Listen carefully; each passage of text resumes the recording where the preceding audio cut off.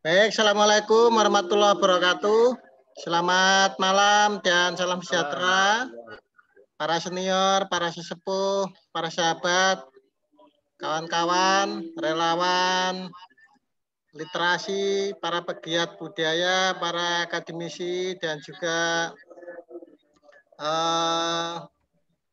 para penulis yang saya hormati dan saya muliakan. Senang sekali malam hari ini kita bisa bergabung dalam acara yang diinisiasi oleh Forum Taman Bacaan Masyarakat Kalimantan Utara dalam sesi Majelis Literasi Perbatasan dengan topik Cinta Membaca Jalan Masuk Surga. Ide dari kegiatan ini adalah satu keprihatinan bahwa di negara-negara yang mayoritas ya pemeluknya mengaku beragama ya, dan menjadikan agama sebagai bagian dari keyakinan teguh, ternyata yang pertama angka PISA-nya banyak yang rendah.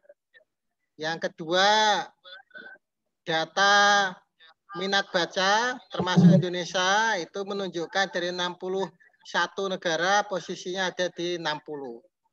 Nah, ini tentu menjadi satu keprihatinan kita, tetapi tanpa menyalahkan agama dan juga keyakinan serta kepercayaan masyarakat, kita ingin mencoba menggali, ya, mencari dan menelusuri apakah agama menjadi sumber, ya, menjadi masalah dari persoalan-persoalan pencerahan, dari persoalan-persoalan literasi dewasa ini sehingga umat beragama dianggap atau punya satu kecenderungan untuk kurang responsif terhadap perubahan-perubahan yang terjadi di dunia sekarang ini. Hadir bersama kita malam hari ini salah seorang dosen pendidikan agama, Pak Arbain dari Universitas Borneo Tarakan. Beliau juga menulis banyak buku agama dan juga menulis banyak sekali motivasi-motivasi menulis. Ya, harapan kita malam hari ini kita akan mencoba untuk menggali apakah agama, ya, termasuk Islam, ya, Kristen, Katolik, ya, khususnya Islam juga, termasuk keyakinan-keyakinan lokal kita, apakah punya satu energi literasi atau punya satu elan vital dalam pengembangan minat baca, dan terlebih-lebih apakah agama bisa menjadi spirit, ya, menjadi spirit baru bagi terwujudnya budaya baca di masyarakat. Apakah agama bisa menjadi atau menyediakan ruang, ya, menyediakan ruang bagi umatnya bahwa kalau mencintai budaya baca dan menjadikan membaca sebagai bagian dari amalan, ya, atau amalia sehari-hari, itu memiliki pahala-pahala tertentu yang sebenarnya bisa dijadikan umat beragama itu sebagai bagian dari jalan untuk masuk ke surga. Nah, saya tidak punya satu legitimasi, tetapi kita akan mendengarkan pemaparan dari Ustadz Arbain, MAG, salah satu motivator kita yang hadir menjadi pemantik kita malam hari ini dan menjadi narasumber kegiatan malam hari ini. Mudah-mudahan memberikan manfaat dan barokah karena kita laksanakan kegiatan dalam tanda petik pengajian literasi ini malam Jumat, ya. Jumat itu malam yang mulia Sayyidul Ayyam, sehingga harapannya malam Jumat kita pilih sebagai waktu yang tepat untuk mendapatkan berkah literasi. Tapi sebelum kita mulai, terlebih dahulu kita berdoa menurut keyakinan masing-masing. Berdoa dimulai.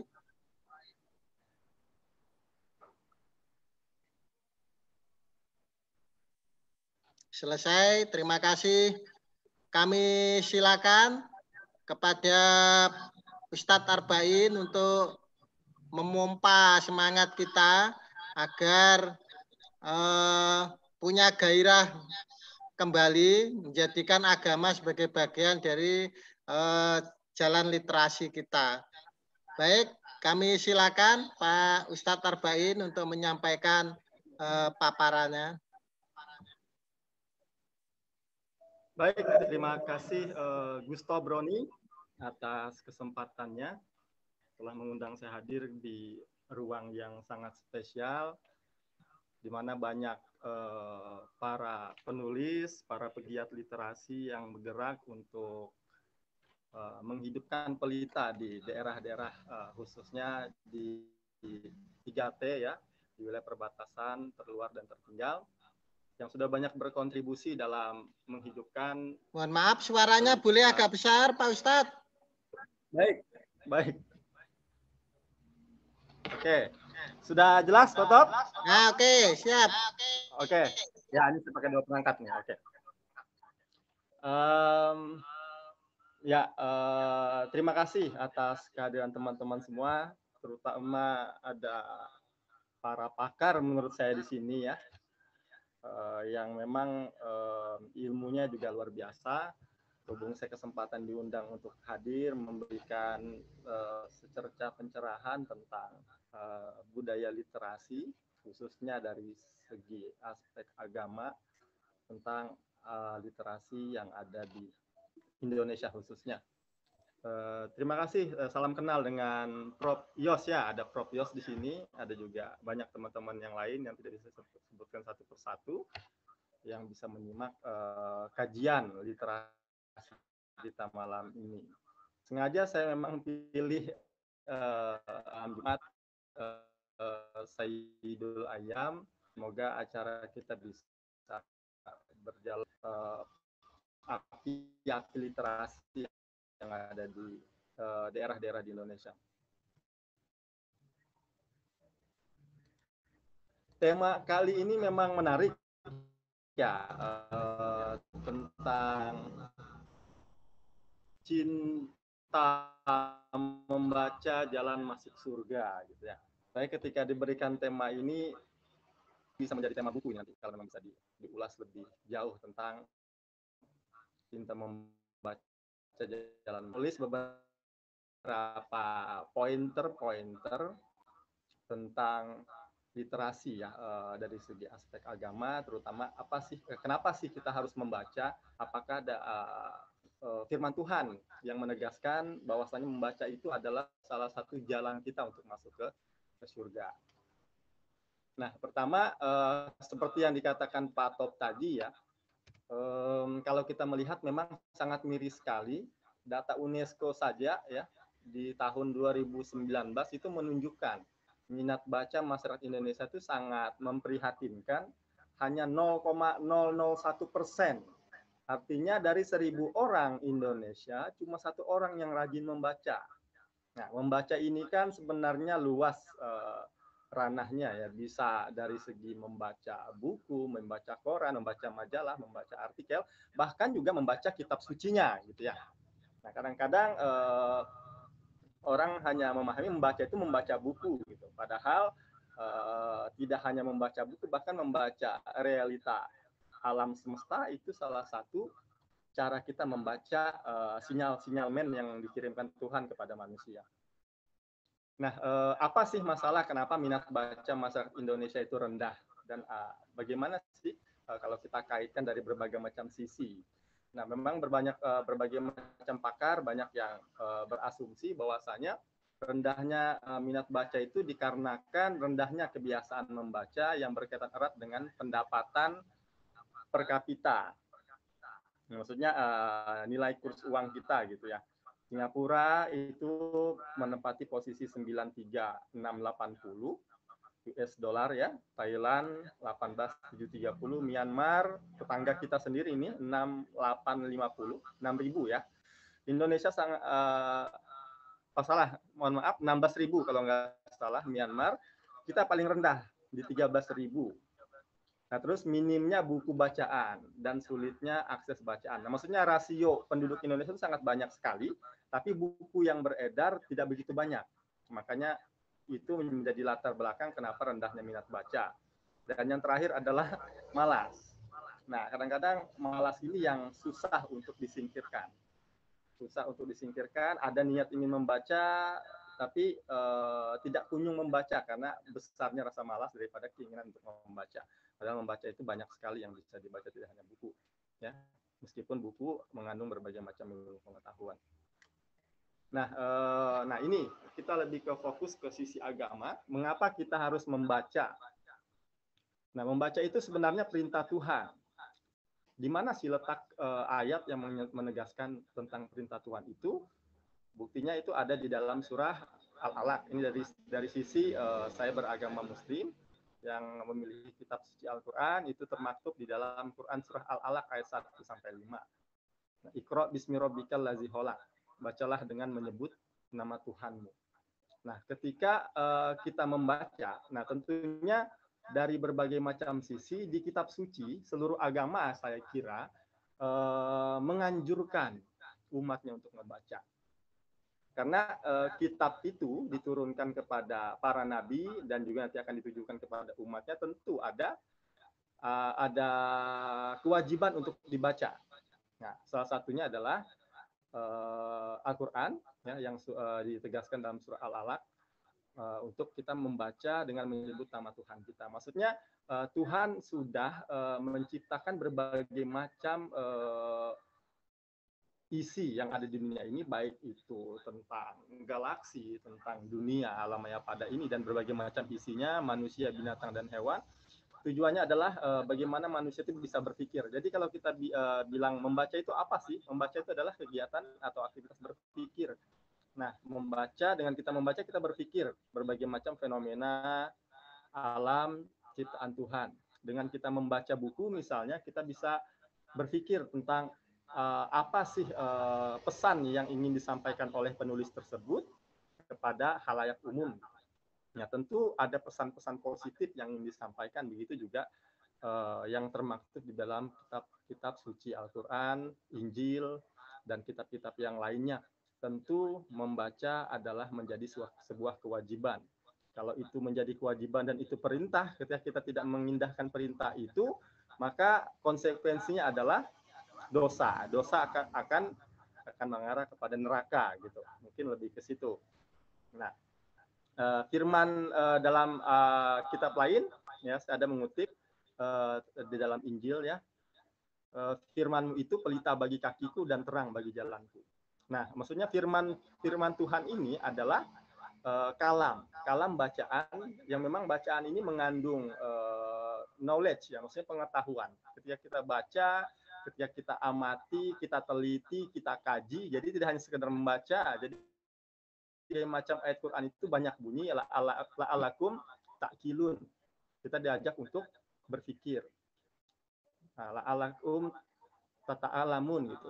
Disuruh untuk bagaimana kita menggali, meneliti dan sebagainya. Bahkan membaca sangat erat kaitannya dengan menulis. Nah, ayat lain tentang menulis itu termaktub dalam surah Al-Qalam, ya. Nun wal qalami wa ma yasturun. Itu juga diungkapkan ketika kita membaca, kita juga harus menulis. Bahkan ini sudah menjadi anjuran, ya. Nanti kita akan kaji lebih dalam tentang itu. Nah, kalau kita berbicara banyak sih hambatan kenapa orang malas untuk membaca. Pasti tidak punya waktu, itu alasan yang paling klise sekali. Paling klise sekali. Tidak punya waktu, padahal waktu itu kan apa ya? Kita yang harus mengaturnya. Ya, kita yang harus mengatur. Memang kalau kita ikuti waktu tidak ada waktu. Tapi kalau kita bisa memanajemen waktu itu dengan baik, kita sisihkan waktu untuk membaca setidaknya 15 menit ya, sebelum berangkat kerja misalnya, atau 15 menit sebelum kita istirahat malam, itu bisa. Intinya banyak sekali manfaat ketika kita membaca. Nanti akan saya jelaskan tentang manfaat membaca. Yang kedua, tidak memanfaatkan waktu luang. Nah, kadang-kadang waktu luang itu terbuang dengan sia-sia. Jadi waktu luang yang kurang produktif itu lebih banyak daripada waktu luang yang kita gunakan untuk hal-hal yang produktif. Salah satunya membaca. Terus terlalu banyak menonton televisi. Nah, Televisi ini kan juga salah satu momok ya di Indonesia. Kalau kita bisa lihat rating penonton televisi di Indonesia luar biasa tinggi. Luar biasa tinggi. Sebenarnya penonton tidak masalah ya. Tapi kadang-kadang terlalu asik dengan menonton, jadi hal-hal produktif seperti membaca, seperti menggali ilmu, pengetahuan dalam buku, dalam kajian-kajian diskusi itu sangat kurang karena keasikan dengan menonton televisi. Nah, bahkan televisi ini menjadi musuh terbesar bagi bangsa kita. Mungkin bisa dijadikan salah satu hambatan ketika rendahnya minat baca di Indonesia. Terus keasikan menonton bola. Nah, nonton bola itu boleh sih, tapi kalau keasikan kadang-kadang lupa waktu. Lupa waktu, jadi hal-hal yang tadi ingin kita lakukan, membaca, mengkaji, meneliti dan sebagainya itu sangat akan terforsir banyak di menonton. Itu musuh yang terbesar di bangsa kita saat ini. Terus kasihkan main game online. Nah, ini juga menjadi momok tersendiri, apalagi sekarang pandemi. Tidak bisa kita nafikan anak-anak sekarang lebih suka bermain game daripada belajar. Padahal akses untuk belajar sekarang tidak hanya melalui buku, dengan internet sudah terbuka ya akses untuk kita belajar. Bahkan ada yang mengatakan internet itu Tuhan gitu. Nah, dalam tanda kutip dia bisa menjawab apa saja yang kita tanyakan gitu. Terus ada lagi dengan berbagai macam aplikasinya yang memang bisa membantu kita dalam melakukan berbagai macam hal, terutama masalah literasi. Nah, kalau harga buku mahal, memang harga buku mahal, apalagi di wilayah daerah yang sangat jauh dengan ibu kota, contohnya di Kalimantan Utara ya, Tarakan sangat susah sekali untuk mencari buku. Berbeda dengan Jogja, berbeda dengan Surabaya, Malang dan yang lainnya. Itu menjadi hal-hal yang memang menjadi pemicu hambatan untuk membaca. Gitu. Terus mitos. Nah, mitos ini kadang-kadang juga menjadi momok yang luar biasa ya. Orang mengatakan orang yang suka membaca itu orang yang berpendidikan tinggi saja. Kalau orang yang tidak berpendidikan tinggi tidak usah membaca karena percuma gitu. Padahal membaca itu tidak melihat jenjang pendidikan. Contohnya kalau kita bisa melihat salah satu kiai kita ya yang berasal dari Sumatera, Hamka, Buya Hamka ya. Buya Hamka bukanlah orang yang berpendidikan tinggi. Tapi melalui karya-karyanya dia sering membaca berbagai macam literatur ya, baik itu literatur yang memang dalam skala ringan sampai ke berat, baca-bacaan referensinya hingga akhirnya beliau dari banyak membaca itulah beliau mentransfer hasil bacaannya ke dalam tulisan. Lahirlah berbagai macam kitab-kitab tafsir dan novel-novel yang luar biasa dari Buya Hamka. Nah, ini kan bahkan dia mendapat gelar honoris causa dari Al-Azhar Mesir, padahal beliau tidak pernah kuliah di Al-Azhar. Tapi karena geliat literasinya luar biasa, membacanya luar biasa, menulisnya luar biasa, akhirnya beliau diakui di dunia nasional maupun internasional. Nah, ini kan salah satu mitos yang tidak benar gitu. Membaca tidak hanya bagi orang yang berpendidikan tinggi, orang-orang yang tidak berpendidikan pun bisa survive dengan membaca dan dengan menulis. Nah, ini sedikit hambatan. Masih banyak sih hambatan membaca kalau kita ingin menggali lebih jauh. Nah, bagaimana sih menumbuhkan minat baca? Nah, mulailah sejak dini. Sejak dini maksudnya ada dua hal yang memang bisa kita munculkan minat baca. Pertama di lingkungan keluarga. Di keluarga ini kan madrasatul ula ya, madrasatul ula yang dimana di sana diajarkan pendidikan. Ya, di sana mungkin bisa kita ajak anak-anak untuk mulai mengenal kitab sucinya dengan kita ajarkan dia mengaji karena di dalam kitab suci itu banyak kajian-kajian ilmu pengetahuan yang memang banyak diteliti oleh para peneliti luar gitu, apalagi khususnya di agama kami di Islam gitu ya. Banyak diteliti tentang ilmu pengetahuan dari sisi Al-Quran. Nah, bahkan banyak yang terilhami dari Al-Quran itu mereka masuk ke dalam Islam. Nah, dengan membiasakan membaca, baik itu membaca kitab sucinya, membaca buku, membiasakan mereka hidup dengan buku-buku. Nah, tentu dalam Islam itu ada 3 hal dakwah literasi yang bisa kita ajarkan. Pertama adalah dakwah bil lisan. Nah, bilisan ini mungkin bisa dimulai dengan cerita dongeng kepada anak. Kita bacakan buku dongeng, baik itu dongeng tentang sejarah, tentang budaya, tentang sejarah-sejarah Islam, kalau memang dia beragama Islam, tentang sejarah-sejarah Nasrani, Yahudi, Majusi. Nah, tentu itu yang menimbulkan minat baca kepada anak sejak dini. Nah, pembiasaan itu kadang-kadang susah kalau memang tidak kita mulai. Nah, kalau tidak kita mulai sejak dini. Jadi anak sudah terbiasa melihat orang tuanya. Kemudian ada dakwah bil kolam, menulis. Nah, berbeda memang orang tua yang suka menulis gitu dengan orang yang tidak suka menulis. Jadi anak-anak sudah kita biasakan menulis, dari membaca kita suruh dia menulis. Mungkin itu bisa menjadi salah satu terapi bagi anak supaya bisa minat bacanya sudah terbangun dari kecil.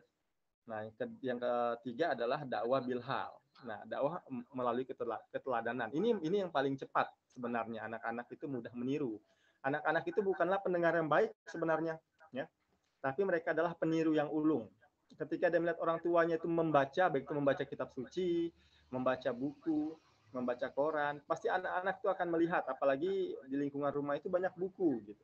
Jadi anak-anak melihat dan dia ikut, meskipun dari segi usia tidak wajar dia membaca buku dewasa gitu, tapi dia sudah merasa aku memegang buku dan aku suka. Nah, ketika dia sudah suka gitu kan, nanti dia akan minta koleksi buku-buku anak.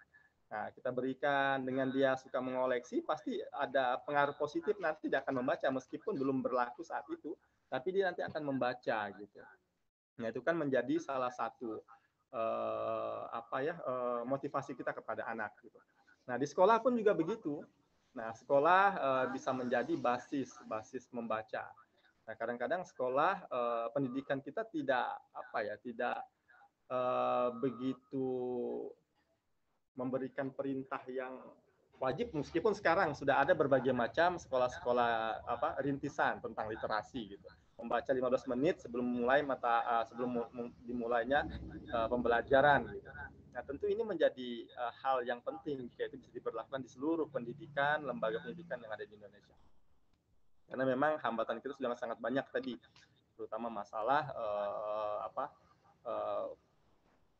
ukuran dari segi finansial, susahnya kita membeli buku dengan tidak adanya minimnya pendapatan per kapita gitu dan sebagainya. Tapi itu bisa diakali sebenarnya dengan majunya teknologi sekarang ini. Ada banyak buku-buku digital yang bisa kita akses. Tergantung dari diri kita sendiri untuk mau nggak untuk mengunduh berbagai macam literasi itu. Kemudian yang ketiga ini menyediakan bahan bacaan. Nah, bahan bacaan ini banyak bisa kita sediakan. Pertama, mungkin pemerintah bisa menyediakan bahan bacaan toko-toko buku yang ada di daerahnya gitu. Seperti kalau di Jogja mungkin sudah banyak ya sudah banyak buku, tapi di daerah-daerah lain terutama daerah-daerah terpencil ya itu sangat-sangat minim ya. Makanya teman-teman di TBM luar biasa kerja kerasnya bagaimana membangun taman baca masyarakat di berbagai daerah.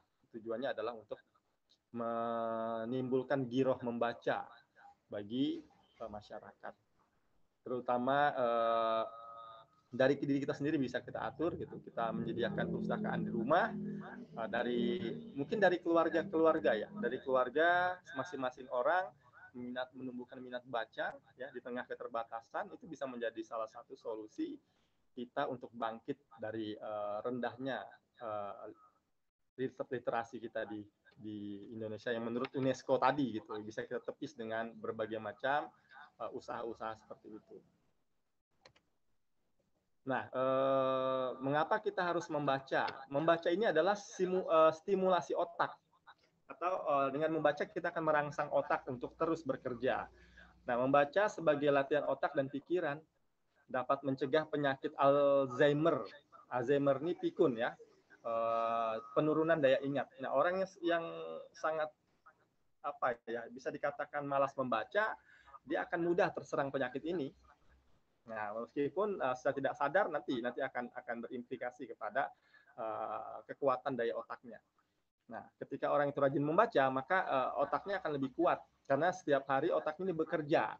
Otot-otot otaknya itu bekerja untuk memikirkan. Jadi ketika dia baca sambil berpikir, sambil melihat rekam jejak apa yang tertulis, sejarah, baik dari segi sejarah, dari segi plot cerita gitu, kalau ada cerpen, novel gitu, itu bisa merangsang otak menjadi lebih produktif kerjanya ketika kita sering membaca. Yang kedua, menambah pengetahuan. Nah, membaca dapat menambah pengetahuan, baik membaca kitab suci, buku, majalah, dan alam semesta. Segala yang kita baca mengisi kepala kita dengan bit informasi baru dan kosakata baru. Nah, tentu orang yang membaca dengan orang yang jarang membaca sangat berbeda. Jelas orang yang membaca dia akan mendapatkan supply informasi baru, kata-kata baru. Nah, ketika dia sudah banyak kata-kata baru, tentu untuk menulis itu sangat mudah, ya. Sangat mudah sekali karena sudah banyak kosakata yang dia miliki. Gitu. Jadi itu kadang-kadang orang bertanya gimana sih menjadi penulis yang baik, penulis yang produktif. Tapi kalau ditanya suka membaca enggak. Nah itu tidak akan bisa karena membaca dan menulis ini ibarat dua sisi mata uang logam yang tidak akan terpisahkan. Membaca juga bisa mengurangi stres. Nah penatnya keseharian bekerja, tekanan kerjaan yang luar biasa, dengan kita membaca buku yang berkualitas, terutama novel. Ya. Kalau novel mungkin saya ketika saya stres dengan berbagai macam naskah-naskah berat, saya beralih ke novel biasanya. Ini menurut pengalaman pribadi saya, ketika saya membaca novel, saya tuh seolah-olah tenggelam dalam novel itu, dan saya mendapatkan berbagai macam plot cerita yang luar biasa, informasi baru, kata-kata baru, yang dan saya tuh lupa dengan apa yang terjadi ketika saya di kantor gitu. Jadi tekanan-tekanan itu hilang, ya, hilang ketika saya membaca itu. Jadi stres itu bisa berkurang gitu. Nah, tentu setiap orang berbeda-beda ya dalam manajemen stres tentunya. Tapi membaca ini salah satu alternatif untuk mengurangi stres. Peningkatan memori. Nah, ketika kita membaca buku, kita mengingat berbagai macam karakter, latar, ambisi, sejarah, dan nuansa serta alur cerita yang saling berkaitan. Nah, makanya dalam buku sahabat saya itu, Randy Ipin yang Anak Bulan yang baru terbit, ya, ada di sini beliau nih, Anak Bulan Turun di Sungai Kayan. Nah, ada suatu quotes yang memang luar biasa ketika dia mempromosikan bukunya. Melalui buku kita terhubung. Nah, itu kan penting. Memang dari buku itu kita bisa terhubung. Bahkan terhubungnya terpisah pulau bisa gitu kan. Meskipun tidak di satu wilayah yang sama. Nah, terus selain itu juga memperkuat keterampilan berpikir analitis. Ketika kita membaca sebuah novel misteri, pikiran kita terkadang memecahkan misteri sendiri sebelum novel tersebut selesai. Kadang-kadang ini kita sudah bisa punya alur cerita sendiri sebelum novel itu selesai. Bahkan kita bisa mengira-ngira, menduga-duga. Nah, ketika itu terjadi kepada kita, berarti nalar kritis kita sudah on, sudah hidup. Dan kita sudah bisa untuk membuat novel sendiri. Ya. Terus peningkatan fokus dan konsentrasi. Rajin membaca dapat meningkatkan fokus dan konsentrasi. Lakukan saja 15-20 menit sebelum bekerja di pagi hari atau ketika berada di kendaraan umum. Itu akan berbeda, terjadi perbedaan. Terus keterampilan menulis yang lebih baik. Nah, akibat dampak dari cinta membaca, pemendaharaan kata menjadi luas, logika berpikir semakin terasah, tulisan yang kita baca akan sangat mempengaruhi cara menulis kita. Nah, karena kosakata sudah luar biasa banyak, gaya-gaya bahasa sudah banyak kita ketemui, sehingga akhirnya kita bisa menemukan gaya kita sendiri. Nah, itu yang penting.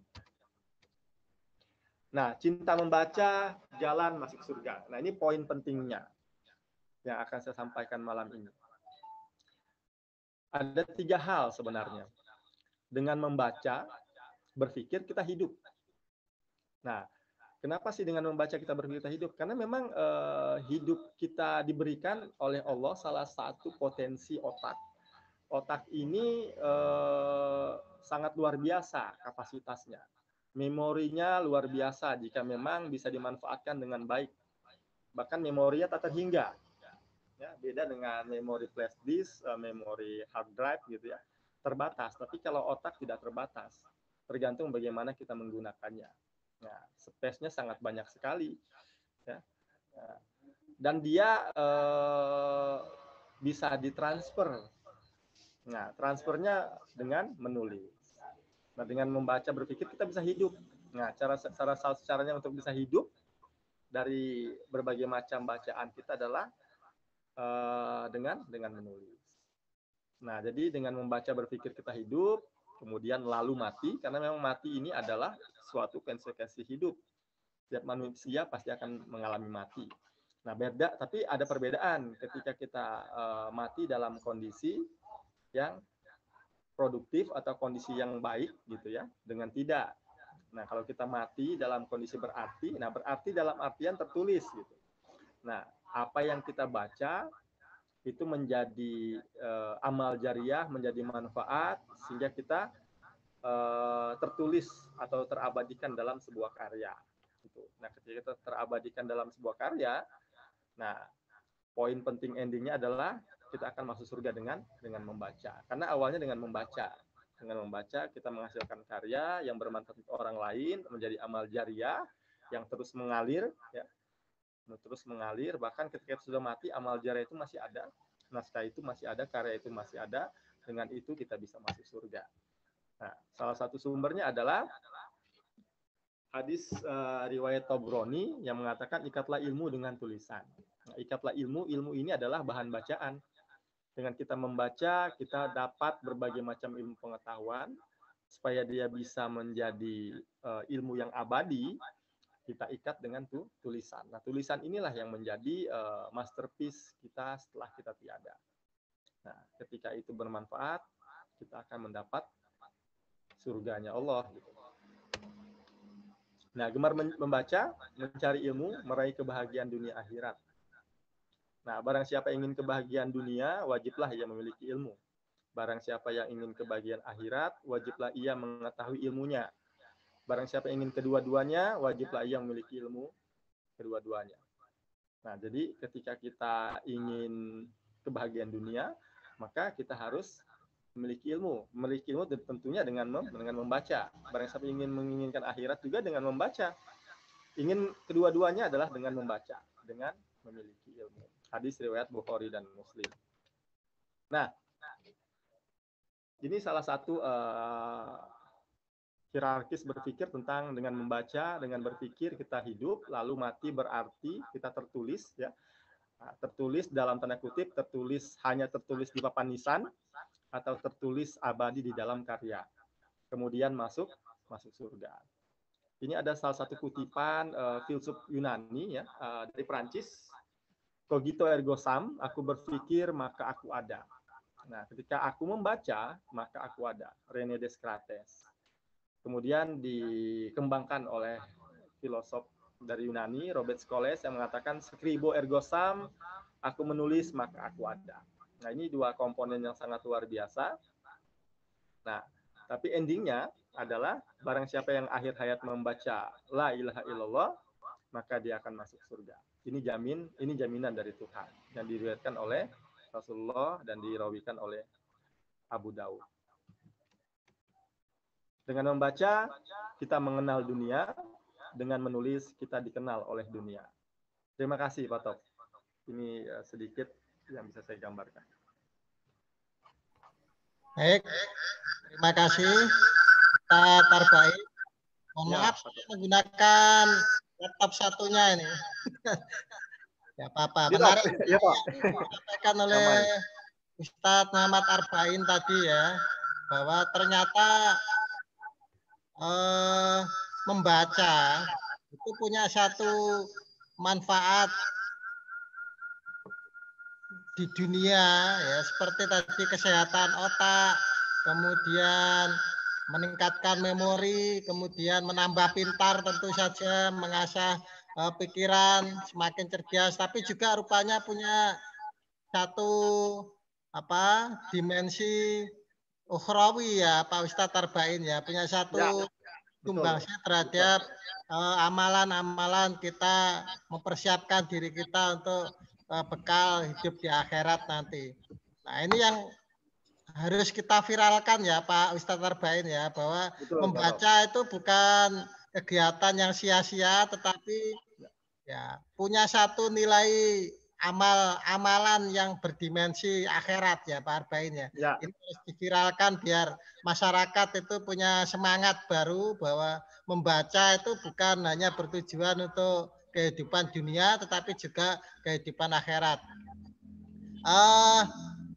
Saya yakin Bapak Ibu, para relawan, pengurus, pegiat, literasi, para penulis, Bapak Ibu semua yang hadir pada malam hari ini punya kegelisahan dan keresahan melihat hubungan antara agama, umat beragama, dan budaya cinta baca di kalangan umat beragama.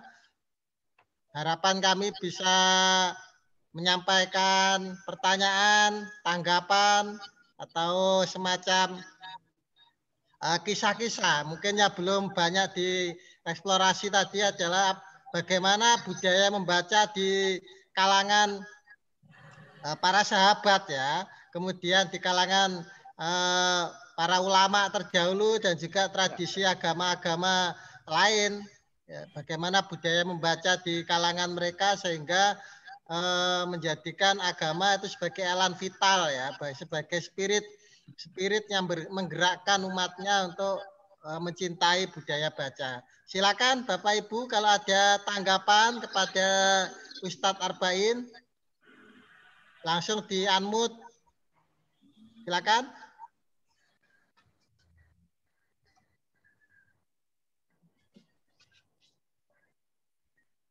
Izin menyampaikan. Prof Yus, monggo. Ya, Prof. Oke, monggo Prof. Ya, selamat malam. Maaf saya mungkin nggak bisa terlalu lama untuk mengikuti, cuman kalau diizinkan nanti mungkin akan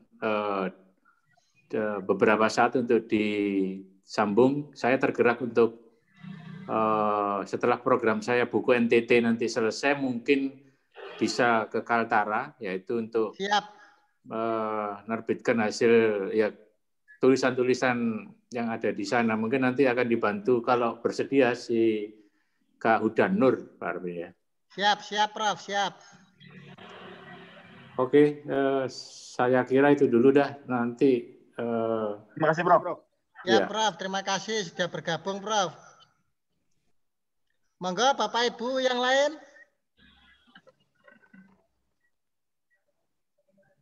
Bang Asni.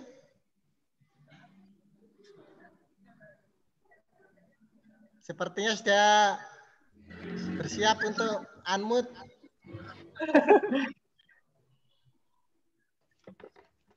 Silakan. Ini dari KTP nih, Pak.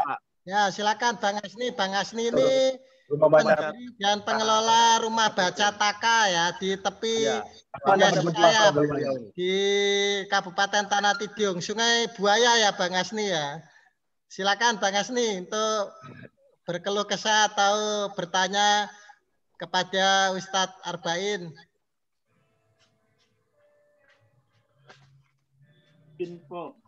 Prof Roni. Kapan Profnya muncul nih? Segera tuh Profnya muncul. Silakan Bang Asni. Ya, Assalamualaikum warahmatullahi wabarakatuh. Waalaikumsalam. Salam kenal untuk semua teman-teman dari Sabang sampai Merauke yang sempat hadir, atau mungkin dari Kaltim Kaltara ini yang banyak saya lihat. TBM Selimo juga hadir ya, Bulungan ya. Ini Kalsel juga di Bang Asni, Malang juga. Ya, berarti ini Nusantara ini. Nasional ini Bang Asni. Ya. Baik, perkenalkan nama saya Muhammad Azni, salah satu pegiat literasi di Kalimantan Utara, khususnya di Kabupaten Tanah Tidung. Salam kenal untuk semua sahabat-sahabat penggerak literasi maupun Prof Yosi. Salam kenal Prof. Sama Bang Arba'in, tadi materinya luar biasa, ya, dengan tema yang diberikan Pak Tobroni itu malam ini membuka lagi pikiran bahwa ternyata membaca itu bisa menuju surga. Ya. Ini makanya saya kemarin berpikir ini temanya kemana gitu kan. Malam ini kita dibukakan lagi ilmu baru atau mungkin ilmu yang sempat kita lupakan, ternyata bisa membuka cakrawala kembali bahwa membaca adalah bagian dari agama itu sendiri. Saya hanya ingin menyampaikan bahwa apa yang disampaikan sama Pak dosen tadi, Pak Muhammad Arbain atau Bang Muhammad Arbain lah, lebih akrab sepertinya.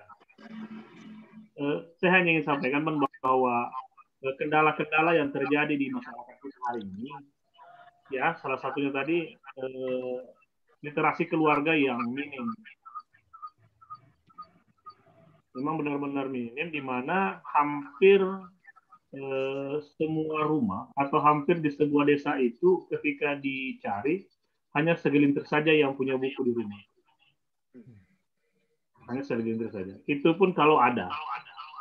Apalagi di masa modern ini, di masa digital ini, koran sudah mulai tidak masuk ke halaman rumah orang. Yang dulunya radar tarakan masih sempat singgah di halaman rumah, hari ini saya lihat kantor-kantor pun sudah mulai sepi. Sehingga saya katakan, wah ini sebuah PR besar buat kami, khususnya di Kabupaten Tanah Tidung,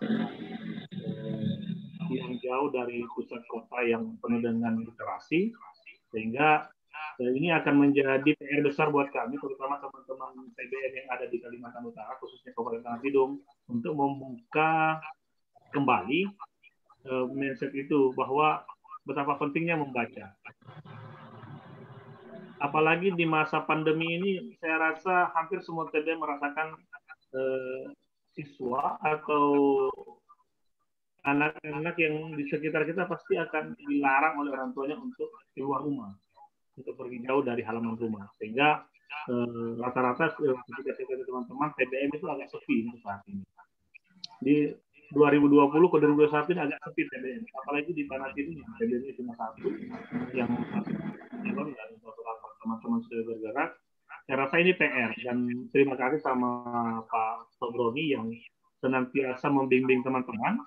Sampai hari ini ada beberapa desa sudah terbentuk TBM. Alhamdulillah ternyata alumni-alumni Borneo yang lulus dan kembali ke Tanah Tidung itu difasilitasi oleh Forum TBM Kaltara untuk membentuk TBM di Tanah Tidung. Dan tadi juga sempat kita berkunjung ke Dinas Pendidikan mengenai fasilitas tentang pendidikan luar sekolah. Ya, salah satunya yang akan digarap itu adalah TBM. Ternyata mereka memulai perbuk untuk menghidupkan TBM di Tanah Tidung. Mudah-mudahan tidak ada kendala, tidak ada halangan, sehingga TBM yang sudah dibentuk oleh Pak Sobroni itu bisa dengan lancar dan mendapat support yang luar biasa dari pemerintah nanti. Itu tadi siang Pak Top, saya diskusi dengan Kepala Bidang Bagian Pendidikan Luar Sekolah, dan mereka support untuk meminta agar mereka mau data-data TBM yang ada di Tanah Tidung itu dilaporkan ke Dinas Pendidikan untuk jadi arsip mereka bahwa ada TBM. Itu yang jadi PR. Mudah-mudahan nanti teman-teman semua bisa didaftarkan. Karena dia nanya apakah kita sudah terdaftar di Kemendikbud, saya sampaikan bahwa teman-teman itu sudah bergabung di Pustaka Bergerak dan Kemendikbud pasti sudah didaftarkan. Makanya mereka juga minta untuk laporannya ke Dinas Pendidikan sebagai arsip. Apa yang disampaikan oleh Bang Arbain tadi, Bang Arbain, bahwa membaca itu sangat penting, maka saya sangat setuju apa yang disampaikan tadi mengenai yang akan juga penambah wawasan, karena saya sendiri tergolong masih minim membaca saat ini, apalagi disibukkan dengan pilkada kemarin, kemudian juga kegiatan-kegiatan yang menyita waktu di lapangan, sehingga kadang lupa juga membaca sebenarnya. Tapi kita akan coba untuk terus bangkit, untuk terus berusaha agar tradisi membaca itu kita akan hidupkan. Dan kita akan coba, mudah-mudahan di awal 2021 ini kami bisa luas lagi bergerak untuk membangun literasi di Kabupaten. Mungkin itu sedikit dari kami, karena memang kami harus banyak belajar, terutama sama Pak Tobroni dan Bang Arbain. Ya, mudah-mudahan terus minta supportnya untuk kami di wilayah-wilayah perbatasan ini agar literasi bisa menjamur di Kaltara. Mungkin itu dari saya. Terima kasih. Ya. Terima kasih Kang Asni dari Sesayap Hilir, Kabupaten Tanah Tidung, di tepi Sungai Sesayap.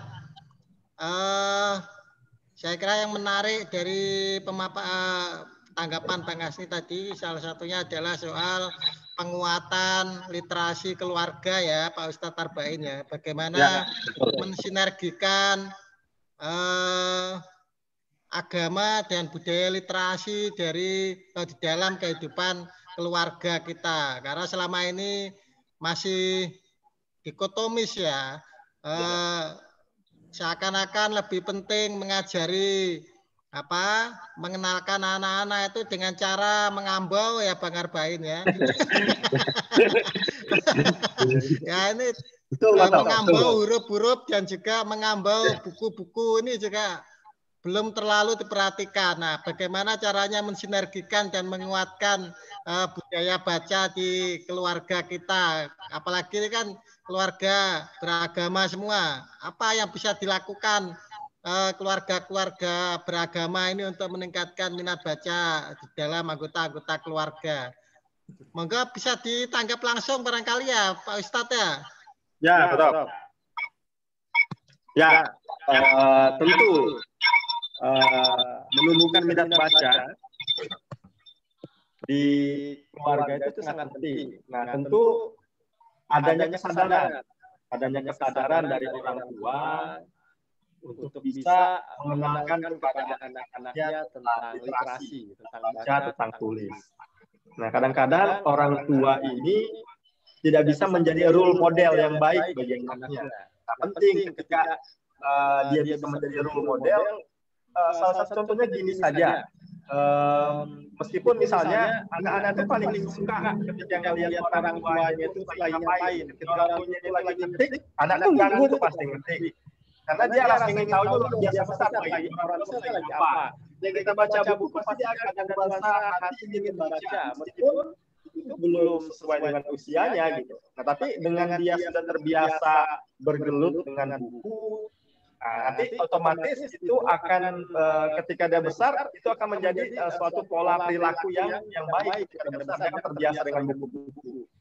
Nah, kalau tadi Pak Top bilang ada nggak para sahabat-sahabat yang memang bisa kita teladani dari segi halnya dia membaca buku gitu ya? Banyak.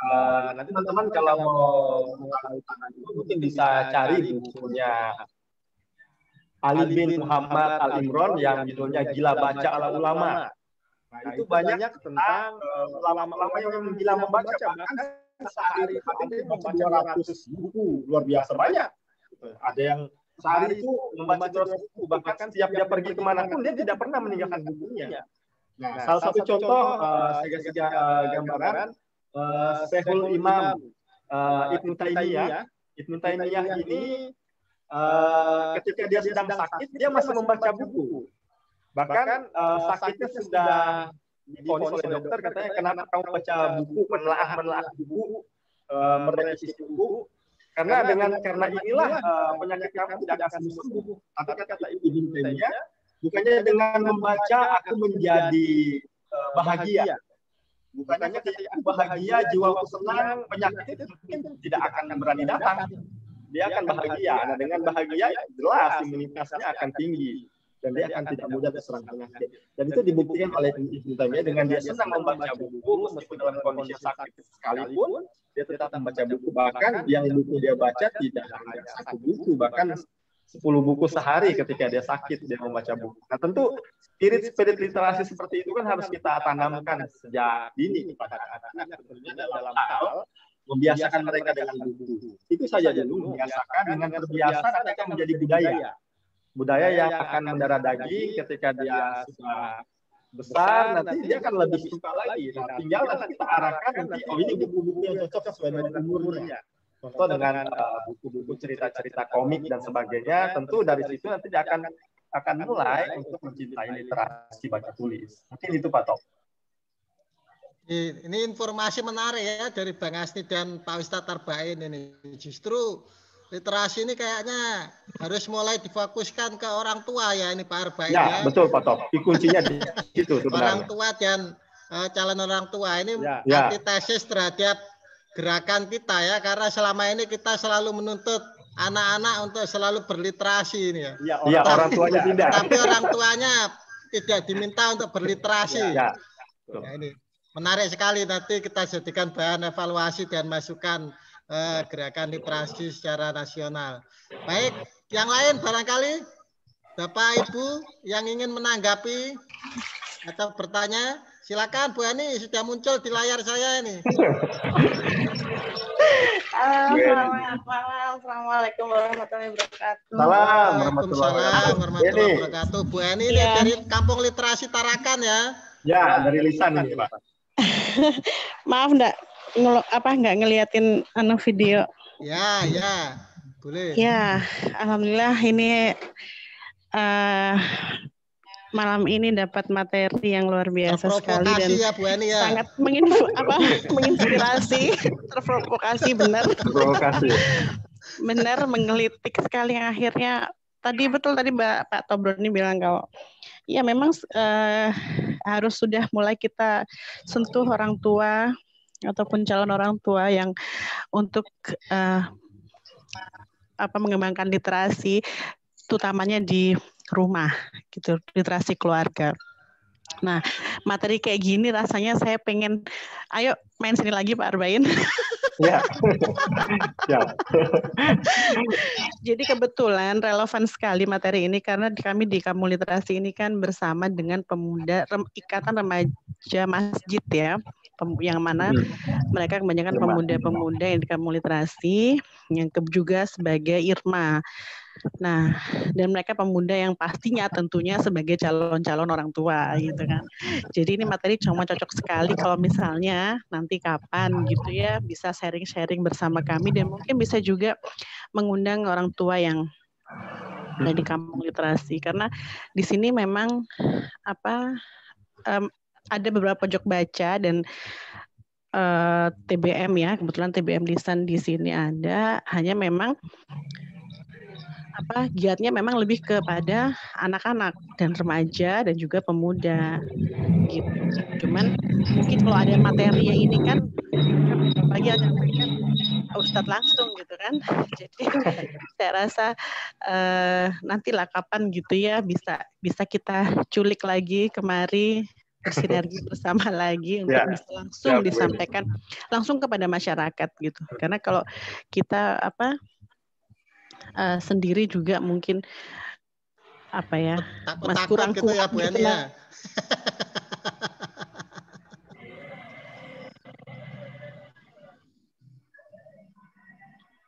Ustadznya langsung hilang sinyalnya. Hilang sinyal Kak. Iya, begitu mungkin mudah-mudahan nanti bisa main-main kemana berikan ini ya ruang dan waktu gitu untuk bisa sharing bersama pemuda remaja masjid dan juga warga di sini Pak Arbain. Begitu Pak Tobroni. Terima kasih ruang dan waktunya. Assalamualaikum warahmatullahi wabarakatuh.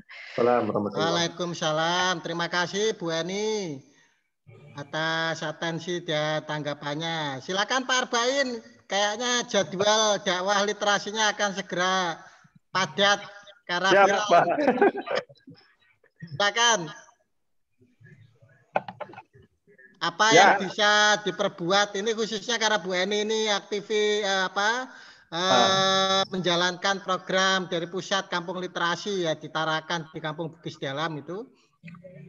Salah satunya adalah menggerakkan literasi melalui masjid ya, melalui Ikatan Remaja Masjid atau IRMAS ya, Ikatan Remaja Masjid di Masjid Mujahidin di Kampung Bugis itu ya, di Kampung Bugis Dalam. Apa yang program-program apa yang kiranya bisa dilakukan dengan pendekatan keagamaan di kampung tersebut agar literasi bisa menjadi semangat baru ya, bukan sekedar teknis-teknis membaca tapi menjadi bagian dari semangat untuk beribadah ya, mendapatkan pahala dan berdimensi akhirat. Monggo. Ya, baik. Top. Nah, itu mungkin salah satu tawaran yang bagus jika kita memang bisa meliterasikan literasi ini di kalangan Ikatan Remaja Masjid. Nah, tentu memang banyak program yang bisa kita adakan di sana, tentu dengan berbagai macam kajian-kajian, terutama di hal mengkaji kitab suci dari berbagai macam sisi. Nah, terus nanti mungkin anak-anak itu bisa kita arahkan untuk menulis berbagai macam perspektif. Nah, perspektif dan tentu berdasarkan dari ayat-ayat Quran. Dan itu bisa diciptakan tentu setiap Jumat ada sholat Jumat di sana. Dari itu tulisan-tulisan mereka bisa ditampilkan sebagai bacaan di masjid sebelum mulai sholat Jumat. Nah, mungkin bisa dalam hal menulis artikel tentang, contohnya misalnya nikmatnya daging manusia gitu topnya. Nah, jadi bisa membuat lomba bagi anak-anak iman tentang satu tema. Nanti tema itu akan ditampilkan setiap sholat Jumat. Nah, contohnya misalnya nikmatnya daging manusia, ini kan tentang dosa gibah gitu ya. Nah, ternyata orang-orang sosialita itu secara sadar banyak gibah. Ya, gibah ini kan sesuatu yang benar, memang caranya benar, tapi ketika kita umbar itu akan menjadi dosa. Namanya gibah, kalau dia salahkan itu fitnah. Nah, tentu kita ambil perspektif itu sebagai memunculkan budaya minat baca, literasi ya, yang ada di masjid-masjid, dengan adanya buletin, tulisan-tulisan yang tentunya bisa menjadi inspirasi dan bisa menjadi ladang amal pahala pengingat kepada saudara-saudara kita yang ada di masjid. Nah, tentu itu bisa di nanti ada perlombaan lintas masjid, ada irma dengan aktivitas lain gitu kan, bisa dikompetisikan untuk menghidupkan masjid yang bisa bernuansa literasi. Mungkin itu Pak Top. Baik, terima kasih, menarik sekali. Jadi itu yang bisa dikerjakan. Kita mulai dari hal-hal sederhana, dari hal-hal kecil, Bu Eni. Nah, nanti detailnya barangkali untuk perumusan program-programnya nanti bisa mendatangkan langsung Ustadz Arbain ke Kampung Literasi ya. Jangan lupa surat permohonannya Siap. bisa digunakan. Oke, makasih. Oke, Bapak Ibu yang lain, monggo masih ada waktu. Kita sampai jam 10 ya, sampai jam 10. Ya. Pak Permadi ya. Jangan sampai salah ini. Karena jam saya di jam 9 nih. Assalamualaikum. Waalaikumsalam. Monggo Bang Parmadi dari Jambi, penyair kita dari Jambi. Assalamualaikum warahmatullahi wabarakatuh. Waalaikumsalam warahmatullahi wabarakatuh. Terima kasih ya kesempatannya Pak Ustadz Arbain, juga Pak Top, juga teman-teman lain. Salam kenal dari Jambi. Ya mungkin saya agak lari dan mungkin dari literasi karena bukan orang bahasa gitu. Tapi intinya saya senang karena bisa terlibat dalam kegiatan seperti ini. Saya sepakat dengan teman tadi mengatakan bahwa sebenarnya literasi bukan hanya fokus pada anak-anak juga, tapi juga orang tua juga. Ada satu kasus nih Pak, saya baru 2 hari ini mungkin baru ketemu dengar kabar bahwa ada satu anak di SMP yang ternyata ketika katanya gurunya meminta mereka untuk dikte, ternyata ada satu anak yang dia bilang kami nggak bisa dikte Bu. Ternyata ujung-ujungnya adalah selama ini memang tidak pernah menulis gitu kan. Artinya kita juga bingung kok bisa anak yang tidak menulis kok bisa sampai dengan 3 SMP. Tapi mungkin di SD mungkin ya memang nggak pernah. Ya mungkin membaca oke, tapi nulis tidak banyak. Artinya memang kalau kita mungkin kaitan dengan dulu program PBH buta huruf hanya sebatas penghapusan buta huruf saja mungkin, tapi buta nulis, buta baca mungkin hanya baca tapi buta tulis juga berkurang. Nah ini dengan kondisi sekarang digital ini memang kegiatan pembelajaran daring yang hanya banyak mendengar, kemudian pembelajaran memang hanya dengan membaca, sangat kurang untuk kegiatan tulis menulis. Nah mungkin saya pikir mungkin teman-teman yang mungkin yang berkaitan dengan literasi mungkin ini menjadi contoh kan, karena kita nggak bisa lagi menyalahkan siapa yang salah ini, apa salah gurunya, apa salah tuanya, atau salah anaknya gitu. Karena sesuatu yang mungkin terjadi dan nyata, dan itu di kehidupan di Jambi ini, khususnya di Jambi, ada satu SMP yang standar nasional, kok ada anak yang masuk SMP kok tidak bisa nulis, agak lucu juga. Nah ketika ditelusuri memang justru memang anak itu, mohon maaf mungkin ya ibaratnya ya apa namanya naik dongkrak gitu Pak, naik dongkrak gitu, sehingga memang ketika ditanyakan ke orang tuanya, justru orang tuanya memarah, artinya mungkin ada sesuatu hal yang salah mungkin dalam kaitan dengan kegiatan-kegiatan mungkin tadi dikata Pak Ustadz Arbain oleh bagaimana kita bisa baca di kalangan orang tua di rumah. Saya pikir mungkin hal yang penting bagi kita semua mungkin kaitan dengan literasi ini memang saya juga merasakan sebagai orang yang mengajar juga ada banyak kelemahan di generasi sekarang ini, terutama bahkan mungkin di kalangan mahasiswa mungkin yang terutama dikait dengan kegiatan pembuatan literatur dalam karya tulis dan skripsi mungkin ya sangat jelek sekali kalau sudah cerita tentang tulis menulis ini, karena emang kekurangan tadi Ustaz Albert mengatakan bahwa kita membaca, kita banyak kosakata, kita banyak padan kata, semuanya itu sangat lemah sekali. Jadi hal yang berulang-ulang terjadi terus ya, hingga sepertinya pendidikan bahasa itu harus menjadi satu bagian yang penting lebih lanjut ke depan, karena sudah mulai tergerus dengan bahasa-bahasa digital yang memang luar biasa jauh dari yang kita harapkan. Mungkin itu hanya sharing saja mungkin Pak Ustadz, mungkin terima kasih atas terima kasih Bapak. Assalamualaikum warahmatullahi wabarakatuh. Terima kasih Bang Parmadi dari Jambi yang sudah ikut nyimak. Jamnya sama ya dengan Jakarta ini ya. Siap. Oh, belum jam tidur. Belum. Ya. Saya kira menarik ya yang disampaikan oleh Bang Parmadi tadi Pak Ustadz ya. Salah satu mungkin ada satu misunderstanding atau satu kesalahan pemahaman di kalangan kita sebagai umat beragama. Kadang-kadang mendidik anak kita itu kemampuan membaca dan kemampuan menulis itu dianggap ya kurang menarik ya, mungkin karena kurang menawarkan potensi kesejahteraan material ya, sehingga ya menjadi pembaca buku dan penulis itu kadang-kadang dikesankan, dikhawatirkan masa depannya ya, itu Bang Parmadi ya. Dan ini perlu pendekatan baru barangkali Pak Ustadz Arbain ya.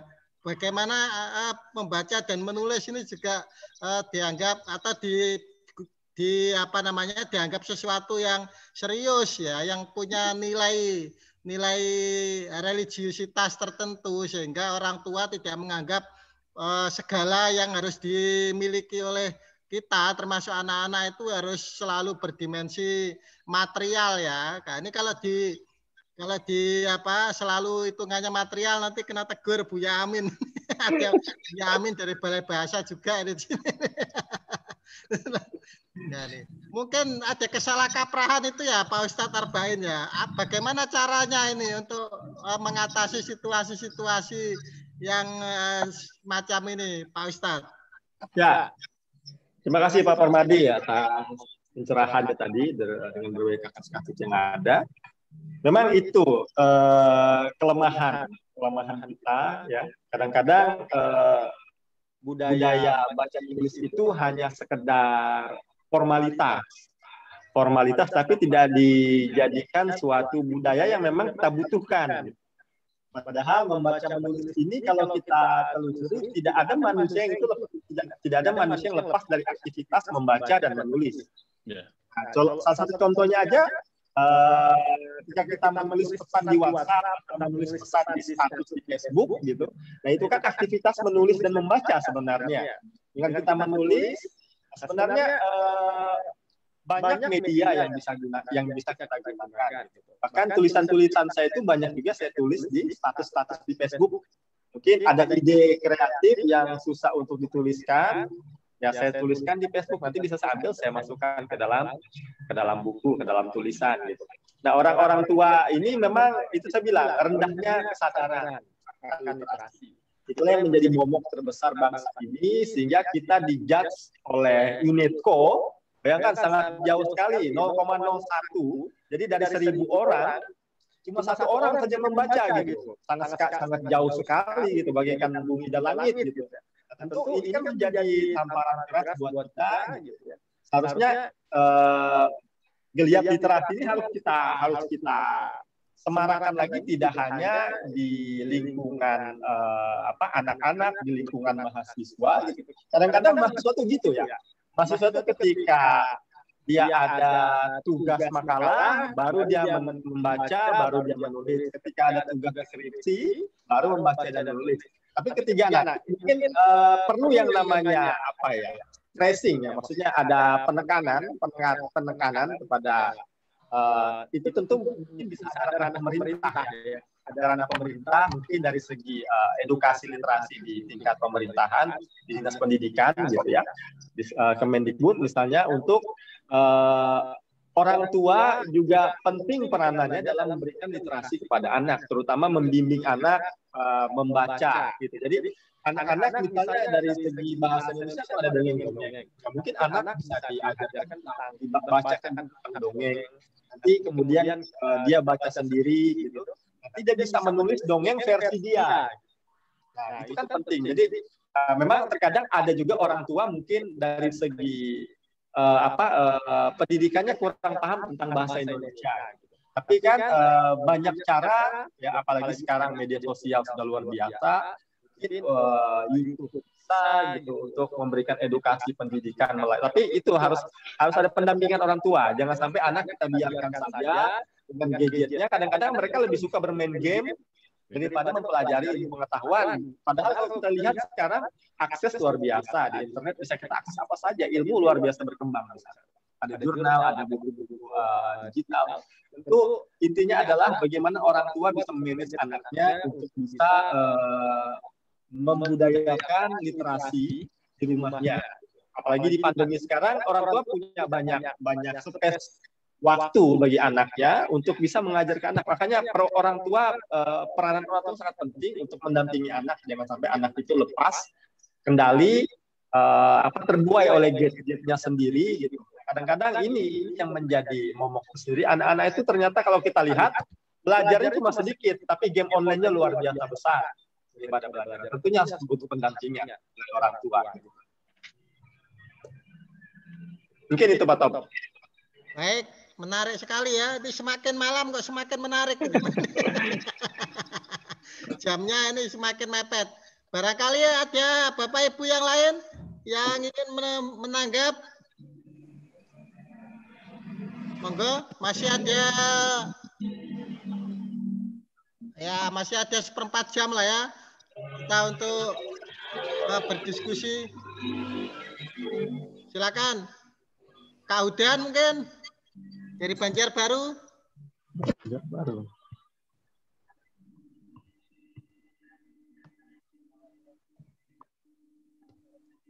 Halo? Bu Susi?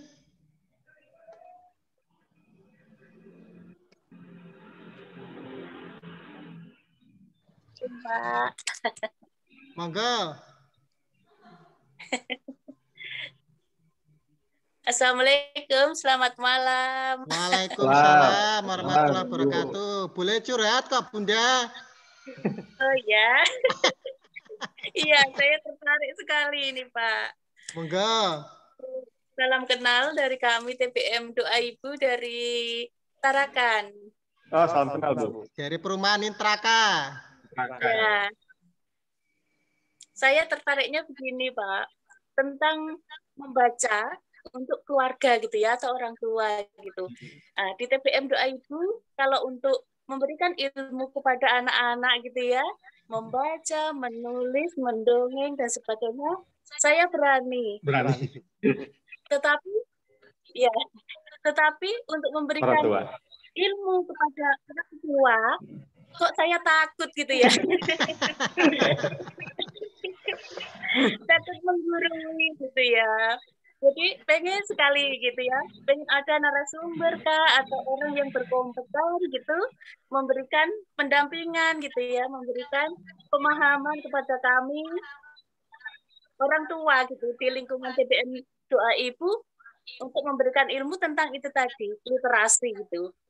Karena sebenarnya warga itu semangat, tetapi beliau tahu bahwa TBM itu ya untuk membaca anak-anak seperti itu, dan kami pengennya ini loh orang tua lebih tahu lebih jauh gitu tentang TBM itu untuk keluarga seperti itu, untuk masyarakat gitu. Nah, sepengetahuan saya mereka tahu itu orang tua, yaitu TBM untuk senang-senang anak-anak gitu. Jadi saya pengennya orang tua tahu ilmu tentang literasi, tetapi bukan saya yang menyampaikan. Jadi ada narasumber gitu. Itu harapan kami dari TBM Doa Ibu. Support gitu ya, pendampingan. Bisa diundang mengisi pengajian di perumahan Intraka. Jadi yang perlu diliterasi ini bukan hanya anak-anak ya Bunda ya. Betul, kalau pada anak-anak saya siap sekali. Tapi stok buku untuk orang tua sudah banyak ya Bunda? Belum. Barangkali perlu diperbanyak ya Pak Ustadz Arbain ya.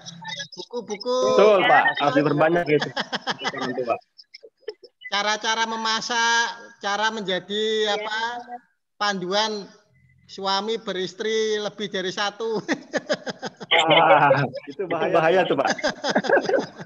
Nah, itu barangkali bisa menjadi daya tarik Pak Arbain ya. Mungkin. Pak Arbain boleh disampaikan tanggapannya. Oke, terima kasih Bu Suci dari Ibu tadi ya. Ya, memang kalau untuk menyampaikan ke orang tua tentang pentingnya literasi mungkin sangat mungkin kurang etis, kurang elok gitu Bu ya. Karena takutnya ada bahasa menggurui atau sebagainya. Gitu. Nah, tapi memang mungkin harus dipikirkan tentang program apa sih yang bisa kita terapkan ke orang tua, bagaimana orang tua bisa mengedukasi literasi kepada anak-anaknya. Nah, tentu memang ya butuh bantuan dari para narasumber-narasumber ya. Di sini kan banyak yang jadi narasumber, ada Pak Tom, ada Bu Eni gitu kan, dari TBM, bukan hanya saya gitu, tentang pentingnya literasi di keluarga. Nah, contohnya gini saja sih sebenarnya. Tidak usah jauh-jauh ke buku gitu. Dari segi aspek agama saja bisa kita telusuri. Apakah di keluarga itu dalam sehari, dari ini yang orang yang muslim ya, apakah dalam sehari itu orang tua itu mengajarkan ngaji kepada anaknya misalnya pada maghrib. Itu saja kita lihat. Nah, ketika dia sering mengajarkan ngaji kepada anaknya gitu kan dalam Al-Qur'an itu banyak ada kisah tentang para nabi gitu. Makanya kalau untuk mengajarkan ngaji kepada anak gitu ya, lebih baik kita bacakan juga artinya, karena artinya itu ada memiliki kisah-kisah.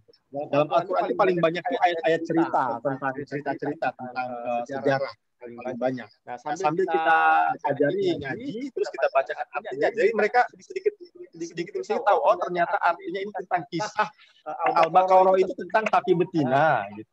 Nah, terus ada surah Muhammad tentang Nabi Muhammad gitu. Nah, itu kan bisa kita ceritakan. Dan bahkan surah Al-Jin pun ada tentang jin. Tentang hewan ada, tentang alam semesta itu ada. Bahkan kelahiran manusia itu juga ada. Dan teori tentang teori reproduksi itu kan lahir dari orang yang mengkaji Al-Qur'an. Teori reproduksi yang ada di Al-Qur'an. Itu kan bisa sambil kita bacakan ngaji dengan kita membacakan artinya gitu. Itu dari segi agama. Nah, ketika itu sudah mengakar kuat, nah nanti baru kita bisa beralih ke membacakan mereka buku-buku yang memang memiliki keterkaitan erat dengan berbagai macam firman-firman Tuhan. Nah, itu saja kita lihat. Nah, selama ini orang tua sering nggak memberikan edukasi literasi, khususnya membaca kitab suci di rumah. Nah, kalau itu tidak mengakar kuat, nah itu salah satu penyebab memang budaya literasi tidak mengakar kuat di rumah tangga. Makanya penting kita melakukan strategi atau dobrakan baru yang bisa tentu melibatkan berbagai macam lini, tidak hanya dari para pemuka agama, juga dari para edukator tentang pentingnya budaya literasi juga bumikan di lingkungan keluarga. Mungkin itu Ibu. Pak Top. Terima kasih. Baik, menarik sekali. Terima kasih Pak Arbain dan juga Bunda Julita, Bunda Susi dari TBM Doa Ibu di Perumahan Intraka Kota Tarakan, Kalimantan Utara. Sama-sama, Pak. Masih ada yang ingin menanggapi? Ya, Bunda, silakan.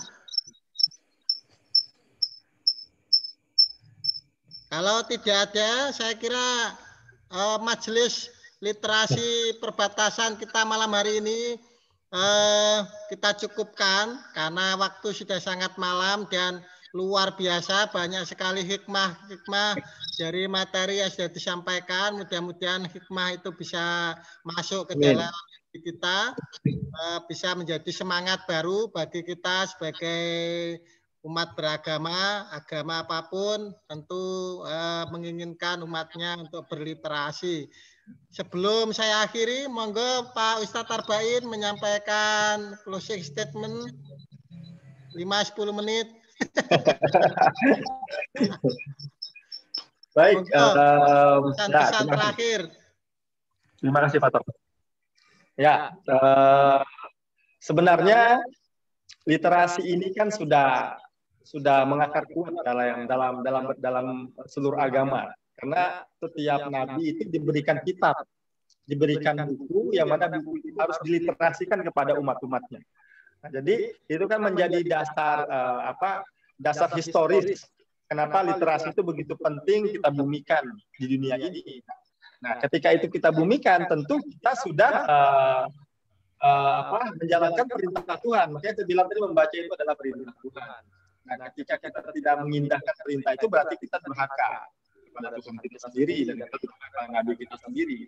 Jadi memang literasi yaitu membaca dan menulis ini bagaikan bahasa tawang logam yang tidak terpisahkan. Ketika dia sudah banyak membaca, otomatis hasil bacaan di otak itu sudah sangat banyak. Itu harus kita musnahkan melalui sebuah karya tulis. Nah, jadi dengan kita sering membaca itu wajib kita tulis. Nah, karena pepatah terakhir yang saya katakan tadi, dengan membaca kita bisa mengenal dunia meskipun kita jauh dari dunia yang ingin kita kenal. Dengan kita menulis, kita akan dikenal oleh dunia meskipun kita sudah tidak ada di dunia ini. Nah, itu mungkin menjadi bagaimana kita bisa abadi dalam karya. Karya itu bisa menjadi amal jariah kita ketika kita wafat dan kita bisa meraih jannahnya Allah Subhanahu wa taala. Mungkin itu Pak Top. Baik, terima kasih Ustadz Arbain yang sudah menemani kita menyampaikan tausiah literasi pada malam hari ini. Luar biasa, banyak sekali hal-hal baru yang bisa kita timba, bisa kita dapatkan sebagai spirit baru, terutama penekanan bahwa literasi itu terutama seharusnya dilakukan kepada kita sebagai orang tua ya.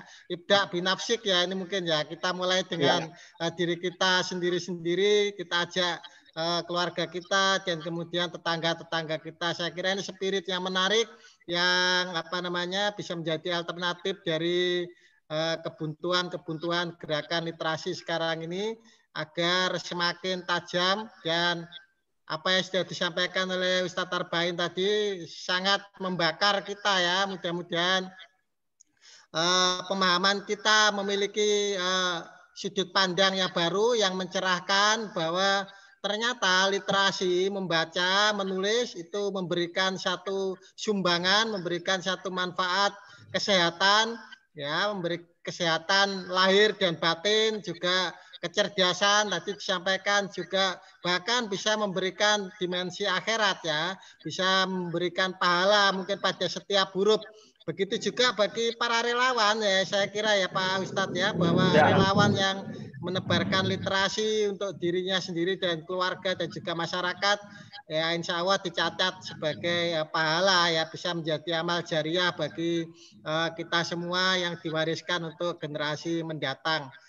Terima kasih Bapak Ibu sekalian, para senior, para sesepuh, kawan-kawan, sahabat sekalian dimanapun berada, Bang Parmadi dari Jambi, Prof. Yos dari Malang, Bu Yamin dari Samarinda, kemudian Kak Hudan dari Banjarbaru, Kalsel, Bu Farida dari Kampung Pat, Bu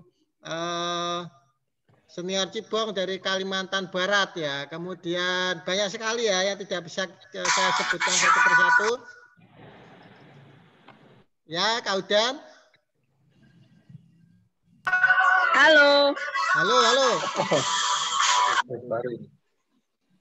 Ya. Silakan Kak Hudan kalau mau menyampaikan. Ya, Assalamualaikum warahmatullahi wabarakatuh. Kedengaran nggak suaranya ini ya? Ya, jelas sekali. Monggo, monggo. Ya, sini ada siapa ya? Saya lihat tadi ada Kang Bojes ya dari Bandung. Terus ada Prof. Yos. Ini mungkin beda tempatnya ya, tapi kira-kira bisa menyambung waktu pertemuan di Pamatri Literasi beberapa bulan yang lalu tentang arus balik ya. Kira-kira memungkinkan nggak sih? Tadi sore kan saya ada bincang-bincang dengan Prof. Yos.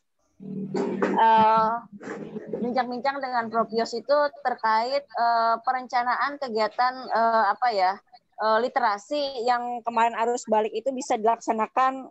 Itu kan Prof. Yos ada memberikan semacam fasilitasi tempat, kemudian beberapa penginapan juga tadi saya dengar itu untuk kegiatan pada April 2021. Di sini ada Kang Aris nggak ya di sini ya? Kang Aris ada, tetapi dia Aris Munandar ya? Iya, Kang Aris Munandar. Ada. Kebetulan beliau tadi pamit, tapi ada. Beliau mantau ini di rekamannya. Oh iya, ada Kang Aris, ada Kang Bojes juga. Kira-kira saya terus terang ini agak apresiatif juga sama kawan-kawan dari Kaltara. Kami sendiri di Kalimantan Selatan, khususnya Banjarbaru, kita untuk kegiatan Forum Taman Bacaan Masyarakat ini kan lebih ke kegiatan komunitas-komunitas, bukan yang terkoordinir sistemik dari pusat ke daerah-daerah kayak gini. Kalau misalkan ya kita nanti di Banjarbaru bisa berkoordinasi dengan baik, ingin rasanya kita misalkan ini kan belum ada nih kita yang kegiatan secara regional kan, Kalimantan Timur meskipun ada jaring penulis Kaltim, kemudian Kalimantan Tengah saya lihat juga itu ada warna-warna baru geliat dari Bapak siapa itu Rosidi Aryadi Saleh, lalu ada juga Bang Alimul Huda. Lalu dari Kalimantan Barat itu kan ada Forum Penulis Kalimantan Barat yang dikomandoi oleh Bapak siapa itu Pak Ilham Setia. Kira-kira kita bisa bikin bersinergi nggak gitu kan untuk TBM seperti ini, karena walaupun kita di Banjarbaru itu bukan kegiatan yang sifatnya adalah TBM, tapi kegiatan kita literasi sekali. Nah, mungkin itu dulu. Bisa Kak Uda nanti secara teknis bisa kita bicarakan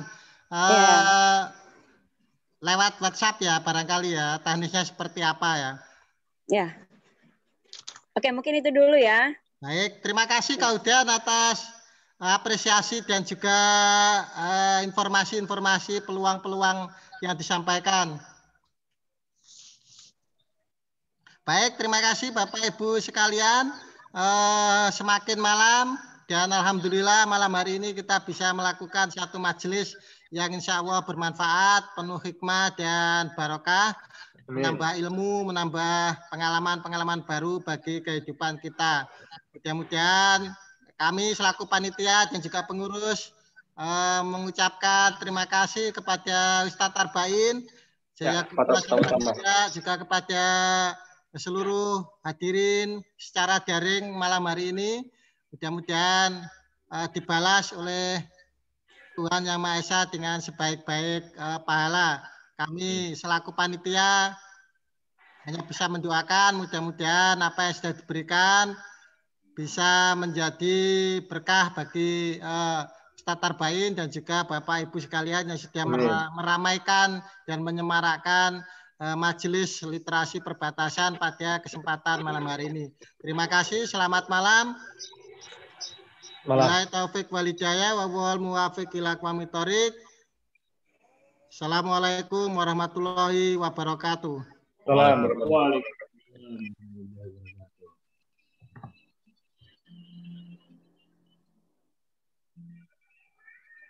Baik, izin live, Bos.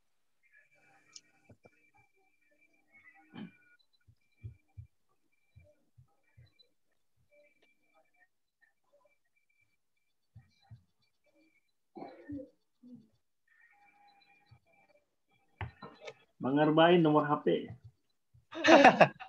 WhatsApp ya, ada apa? Inbox, saya inbox ya. Ada di inbox saya nomor HP saya itu. Oke, siap. Oke, Pak Top, izin Pak Top. Snake. Nah. Oh, itu. Pak Topnya. Pak Top, izin live. Tuh, cambangnya makin panjang itu. Terus lah. Oh, udah dengar ribut lah. Dengar deh itu.